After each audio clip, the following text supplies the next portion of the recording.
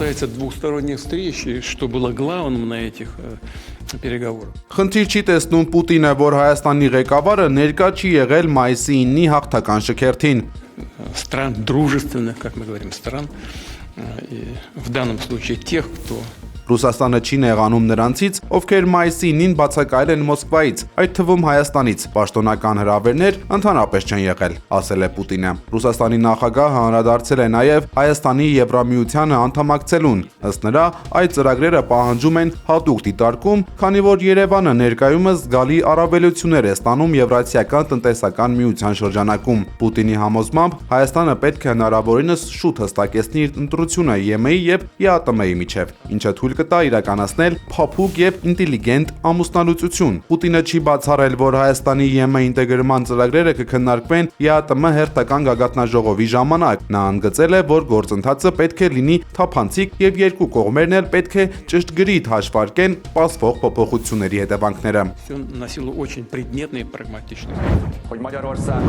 Հունգարիայում Վիկտոր Օրբանի 16-ամյա կառավարմանը վերջ տված երկրի նոր ընտրված վարչապետին Պետեր Մադյարին շնորհավորել է Նիկոլ Փաշինյանը գրելով. «Մենք պատրաստ ենք խորացնել Հայաստանի եւ Հունգարիայի միջև բարեկամական եւ փոխշահավետ հարաբերությունները»։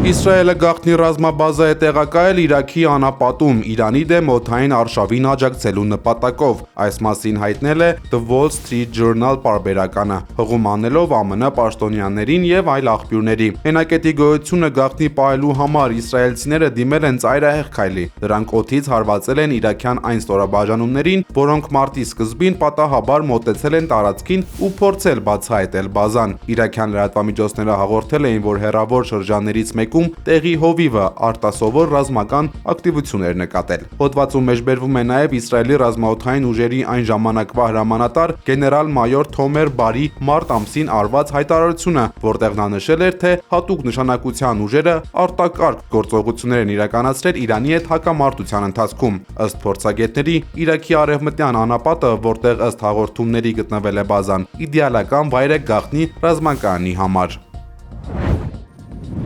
Ռուսաստանը Կասպից ծովի տարանցիկ ուղիներով անօդաչու թռչող սարքերի բաղադրիչներ է մատակարարում Իրանին։ Այս մասին հայտնել է The New York Times պարբերականը, վկայակոչելով ամերիկացի բարձրաստիճան պաշտոնյաներին։ Մատակարարումների նպատակն է վերականգնել Թեհրանի ռազմական կարողությունները անցած ամիս տեղի ունեցած ամերիկա-իսրայելական հարվածներից հետո։ Տևական ժամանակ անտեսված Կասպիական առևտրային միջանցքը փաստացի վերածվել է ռազմավարական նշանակության լոգիստիկ հանգույցի։ Վաշինգտոնի պնդմամբ վերջին ռազմական գործողությունների ընթացքում ոչնչացվել էր իրանական անօդաչուների զինանոցի շուրջ 60%-ը։ Ռուսական օգնության ներկայիս տեմպերը հնարավորություն կտան Իրանին սեղմ ժամկետներում ամբողջությամբ համալրել սեփական սպառազինությունը։